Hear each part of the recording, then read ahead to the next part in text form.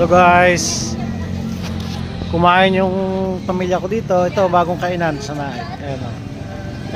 Ayan, maganda yung kainan nila dito. Ayan si Ninya.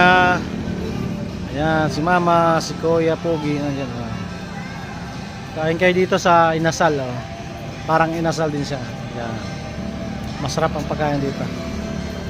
So ayan, sa gabi ito medyo magandang ambiance sila pag gabi na. Dito lang to sa Naik, sa May Molino, katabi ng Dali. Ayan to.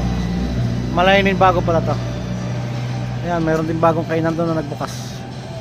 Ayan. Medyo parami na yung mga kainan dito ngayon sa Barangay Malaynin Bago. Ayan po. Ayan.